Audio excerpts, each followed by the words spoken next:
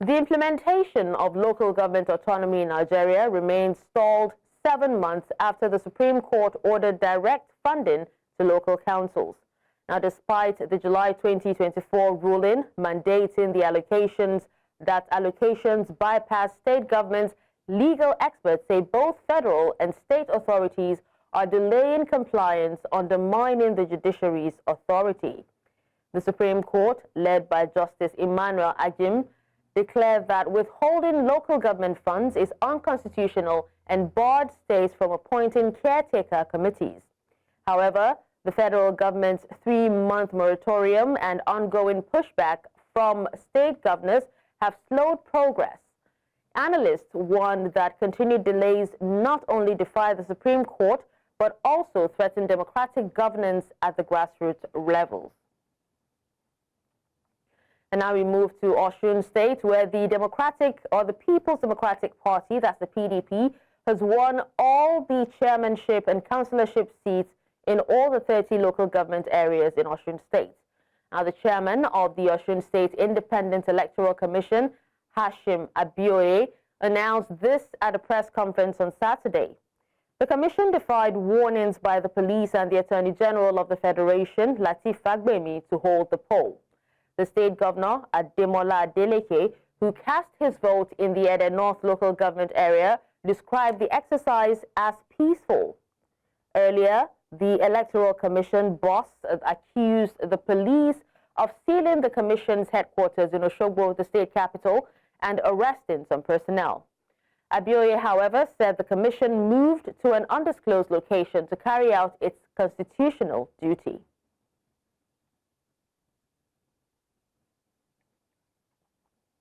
To discuss this and issues around the implementation of the Supreme Court judgment on local government autonomy and the fallout of the Osun State local government polls, we're joined by a public affairs analyst, Alesta Wilcox.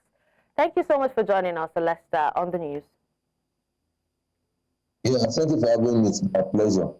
Please, can you tell us the legal implications of the federal and state governments delaying the implementation of the Supreme Court's ruling on local government autonomy? Well, there is no really legal implication at this point, except that we're looking at the validity of the Supreme Court's pronouncement or how it's going to be implemented. Remember, a lot of pundits has opined that despite the Supreme Court's ruling, there are some constitutional lacuna that needs to be cleared because the Constitution has made the provision for a joint state and local government account, for which all money accruing to the states and local government will be paid into, and from which the state governors are supposed to administer. But when this government thought it wise to go to the Supreme Court to get, in order to bypass that constitutional provision, there's no government an order to that effect that money should be paid directly. But of course, the legal implication is the administrative implication is the fact that how do you now bypass the Constitution and take the Supreme Court judgment? I think that, for me, I think that's what they are trying to sort out. And the government gave the states and the states about 30 days for implementation. I mean, 3 months for it to be implemented, but 7 months down the line, we're still seeing a push forward and a push back and all whatnot. So I think right now what is happening is more of politics.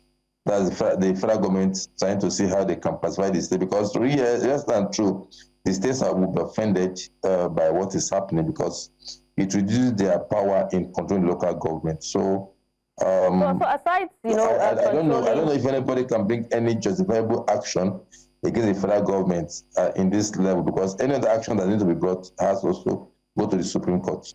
So speaking of controlling the local government, how does, this continued control of the local government funds by state governors, how will it affect grassroots development and also the democratic governance in Nigeria? Well, there will not be any empirical study as to how it will affect, because for as far as I'm concerned, the local government has never been responsive to their duties. But people have opined that it's because the state government has muscled them, and so they are not able to carry out their duties. In some states, most of the activities done by local government have been subsumed by the state government. And I don't know how that came about. Most of the activities of the local government has, in most cases, been subsumed by the state government. So I don't know how even giving them funds directly will change anything. But people are of the opinion that everything begins and ends with resources. The local government has not been effective.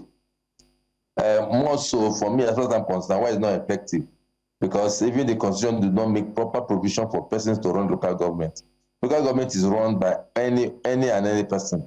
You know, you discover that councillors are those at the behest of whoever, either the governor or one political godfather. There is no, you find people, miscreants, and some persons that do not have even what it takes to be a messenger in a government office, becoming a councillor or sometimes a chairman of a local government. So we've left local government administration in the hands of all comers.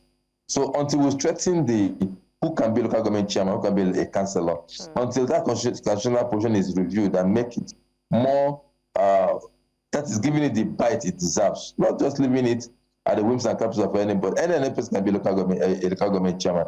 Anybody can be a councillor. I mean, people that cannot even stand and talk to you reading this news can become councillors because they are in the hands, because they are members of one cabal, one political tout or something. Just anyhow, it's just an all-comer thing.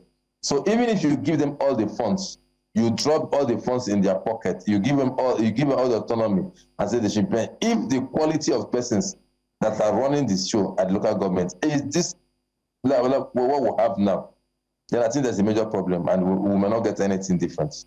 All right, now let's quickly take a look at the just concluded local government elections that happened in Osun State, you know, in relation to the implementation of the Supreme Court's ruling on local government autonomy.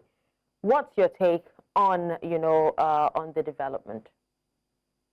The Supreme Court, one of the provisions clearly ruled that local governments are not to be run by caretaker committees. The Supreme Court clearly outlawed governors dissolving local government structure. That was a very clear provision of the of the Supreme Court. Those do not need any other political or any other administrative processes in order to implement. I think that if there's any good thing we should get out of that Supreme Court judgment, it is the fact that local governments cannot be dissolved at the whims and caprices of anybody, of the governor, because that's what governors do. Today a new government take office, the next day they dissolve local governments and then appoint caretaker committees, or when their tenure expires, they will not conduct election. So that is a clear provision, and so the Osun State was in breach. The Osun State government was in breach of that provision, and it is clearly in breach. I know that because there was a court case going on between the sacked chairmen and councillors and the government, and there was a court judgment in their favor, even up to the Court of Appeal. But unfortunately, the Osun State government this is what we do in Nigeria. We try to create more confusion than we create solvable problems, that will solve problems. You know, as I know, every governor wants to see how best they can hold on to the grassroots, but every day we keep destroying the constitution, the fabrics of our society. And for me, that is quite unfortunate. And so the elections conducted by Osun State yesterday, it's okay. But is there any legal implication? Yes, because there is still a legal dispute between the sacked local government chairman and because whose tenures have not expired. Now, the bottom line there is that the tenure of those ones that were sacked has not expired. As such, you cannot remove them and then conduct a new election. More so when when they have a case, when they have a victory in their favor in the Court of Appeal.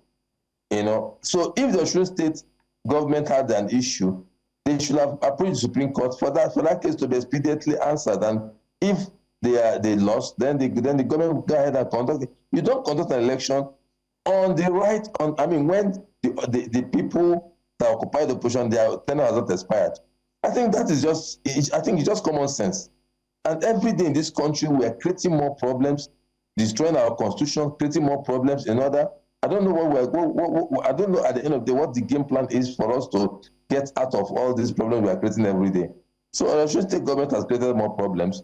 I do not know how those newly elected chairmen and councillors will function, because I know that those ones that were sacked have taken, some of them have taken, I mean, there has been too much violence in Osun State. They've taken control of the councils, and there is a lot of bloodshed going on. So the governor will have saved himself and the people of Osun State this malady, this problem, by waiting until when the cases are being disposed of. You don't put something on nothing. Okay. Look at, the election was so empty, so scanty. Look at, I'm seeing where the governor voted. This is a whole where the governor is voting. And is that how a election is conducted? I think we just deceive ourselves so much in this country.